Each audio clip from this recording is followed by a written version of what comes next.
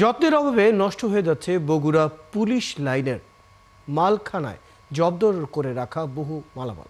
এর মধ্যে কোনো কোনো মালামাল মামলার আলামত হিসেবেও রাখা হয়েছে। লোকজনের অভিযোগ, মামলা শেষ হতে এসব পণ্য আর ব্যবহার উপযোগী থাকে না। পুলিশ কর্মকর্তারা জানান, আইনি জটিলতায় তারা চাইলেই জব্দ করা এসব পণ্য নিলাম করতে পারেন না। জায়গা সংকটের কারণে তারা মালামালের ঠিকঠাক যত্ন নেওয়া যাচ্ছে না। এস এম আবু সাইদের প্রতিবেদন দেখুন বিস্তারিত।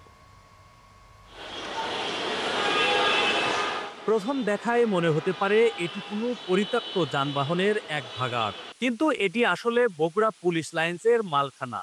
এর একদিকে পড়ে আছে মোটরসাইকেলের স্তূপ, অন্যদিকে মরিচা ধরে নষ্ট হচ্ছে প্রাইভেট কার, বাস, ট্রাক আর অটোরিকশা।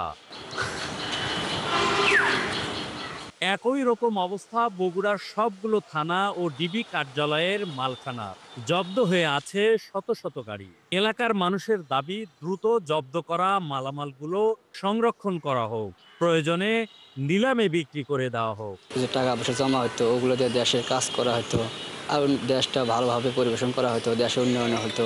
এইগুলো বেশি অযথা পড়ে রাখার থেকে এগুলো অকশনের মাধ্যমে ছেড়ে দেওয়াটা বেটার। গাড়ি আমার মতো নিরীহ অনেক মানুষই আছে এরকম গাড়িগুলো ধরছে, ধরার পর দেখেন বছরের বছর এখানে নষ্ট হয়ে যাচ্ছে।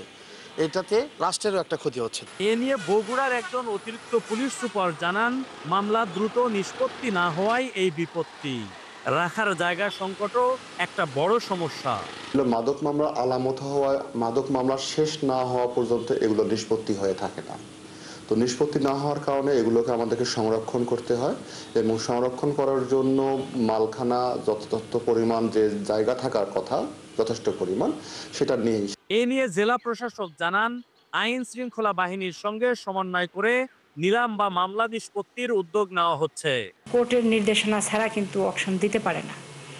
তখন সেই ক্ষেত্রে ধরেন যিনি ভিকটিম, তিনি কিন্তু এটা একটা চাইতে পারেন আদালতের কাছে যে এটা ফেরত দেওয়ার জন্য, সেই ভিকটিমকেও ফেরত দিতে পারে।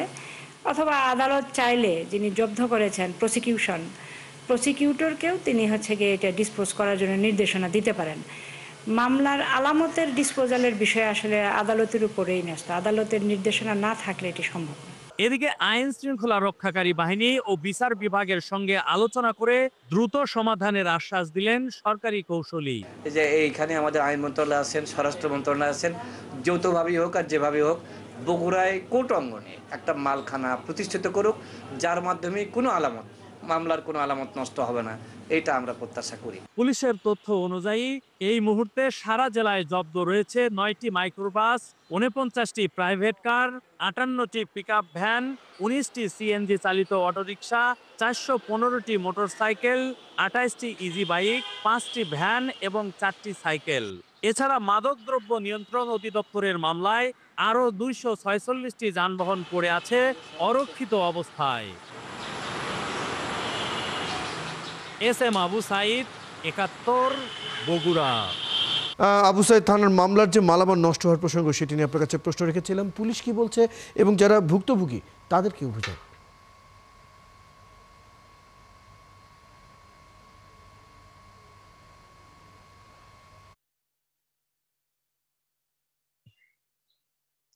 জি রয়েল, আপনাকে ধন্যবাদ। আমি এখন আছি বগুড়ার গোয়েন্দা পুলিশের কার্যালয়ের সামনে। আসলে বগুড়ার যে মালখানার অভাবের কারণে কোটি কোটি টাকার যে সম্পদ নষ্ট হচ্ছে, পুলিশের পক্ষ থেকেও কিন্তু সে কথা স্বীকার করা হয়েছে, এবং এগুলো সংরক্ষণের জন্য যে জায়গা দরকার সে পর্যাপ্ত পরিমাণ জায়গা কিন্তু বগুড়ার পুলিশ প্রশাসনের নেই। এবং শুধু এই মালামাল সংরক্ষণ নয়, পাশাপাশি এখানে কিন্তু যেটা আমরা লক্ষ্য করেছি, দেখেছি যে আলামত, একটি মামলার আলামত, সেই আলামত সংরক্ষণের জন্য যে জায়গা দরকার সেটা কিন্তু নেই। একটি পরিত্যক্ত ঘরে সে সকল আলামত রাখা হয়, অনেক সময় রোদে এবং বৃষ্টিতে ভিজে সে সকল আলামত নষ্ট হয়ে যাচ্ছে। পাশাপাশি বিভিন্ন মামলায় যে সকল ট্রাক, বাস, মোটরসাইকেল অথবা প্রাইভেট কার জব্দ করা হয়, সেগুলো থানা এবং ডিবি হেফাজতে থেকে মাসের পর মাস, বছরের পর বছর এগুলো নষ্ট হয়ে যাচ্ছে। আবার এগুলো নিলাম করার জন্য বা সরকারি কোষাগারে এই সকল বিক্রি করে যে টাকা জমা দিবে সে সুযোগও কিন্তু পুলিশের পক্ষ থেকে সম্ভব হচ্ছে না। কারণ আইনি জটিলতার কারণে এই ধরনের সমস্যাগুলো আমরা আশা করব হয়ে এই আসছে। আইনি জটিলতার বিষয়টি খুব দ্রুতই সমাধান হোক।